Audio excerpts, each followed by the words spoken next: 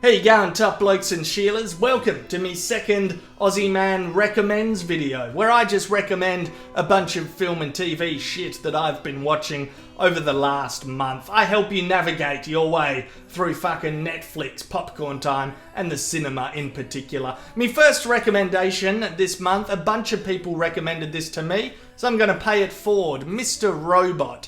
This is a TV show with a 10-episode first season. What I loved about it the most is that it's a good show for teenagers and young people who don't care about cliche garbage. I also love that it portrays the internet really well, you know? It's not like producers sat around going, what's that thing that young people are using? They upload, they download. Let's make a TV show about that. And it ends up being this fucking one-dimensional piece of crap. It doesn't demonize technology, so I like it. It asks pretty big, relevant questions for everyone, i.e., who should control the internet? Should anyone control the internet? Corporations or young people?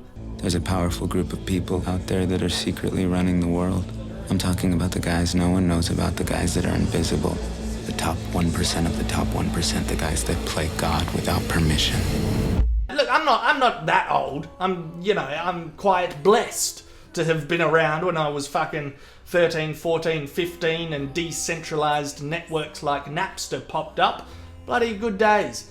A lot of Trojan horses crashed me Pentium. Anyway, Mr. Robot, check it out. Second recommendation, What We Do in the Shadows. This is a fucking New Zealand comedy, mockumentary style. In terms of cast, bankable stars, you'll probably recognise Jermaine Clement. He was from Flight of the Conchords. He's in there. He's a great vampire. It's a perler. It's basically about a group of vampire friends share housing and trying to get by in the world. When you get 3 vampires in a flat, obviously there's going to be a lot of tension. What I love is that it's a simple plot and it's a low budget, but they managed to get a lot of classic vampirism ingredients into the film. There's the really fucking old vampire who lives in the basement. They can hypnotize people, they don't have reflections, there's a lot of gore and blood sucking, and they're just one part of a bigger supernatural world. Fucking the run-ins with werewolves are hilarious. Rhys Darby, New Zealand comic, he was also in Flight of the Conchords. He's fantastic as the fucking werewolf pack alpha. Really, really funny shit. It's a good, subtle, clever, well-written brand of comedy. Anyway, next one. A Most Wanted Man. This is a slow burner drama. It's by the same director that did The American with George Clooney, which was boring as fuck. But he also did Control about Joy Division, which I quite liked. So this film meets me halfway somewhere, I guess. It's good. It was Philip Seymour Hoffman's second last film, I think, and it's about monitoring terrorism and extremism in the modern age. It's worth it, I think. As I said, it's a slow burner, but the ending is quite powerful, and I was left thinking about it for a day or two, and fucking Philip Seymour Hoffman is brilliant. I mean, you know it, I know it, we all know it, and the way it builds up for his character, fucking, yeah, quite powerful, actually, by the end. So check that out, A Most Wanted Man. Now we'll head over to the cinema. Mission Impossible 5.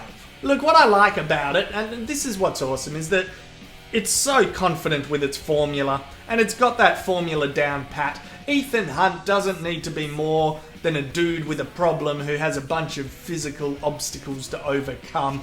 And that's fine. There's gadgets, there's fucking characters that are suspicious of one another, there's fake mask face thingies, and there's shit hot stunts by TC. So,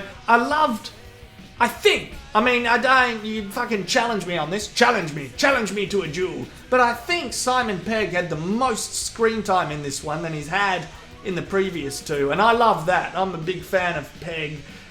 He gives substance, humour, smarts to the character of Benji. Although it is awkward when you see like fucking Simon Pegg try to riff a bit of banter and jokes with Tom Cruise and superstar Tom Cruise just looks back at him like he's a bit of an alien. It's really fucking awkward. I don't know. The chemistry is weird at times, but it's good. It's good overall. Moving into the last recommendation, let's go to some documentaries. Louis Theroux with his 2014 series, LA Stories. I logged into this one using my VPN, fucking Netflix, into the British Netflix there. It's vintage Louis, just going around all laid back whilst talking about extremely heavy topics. Fucking befriending people whilst simultaneously asking them extremely difficult questions. Yeah, it's a hard one to say, yeah, watch this, really entertaining. But here's why it's good, and here's why I love the Louis Theroux stuff, is that I watched it really late at night. I put it on like 11 p.m. midnight, and normally I'd fall asleep. You know, it's like Expendables 3, you put it on, you watch half an hour, you're out. But it woke me brain up, you know? And that's a good thing.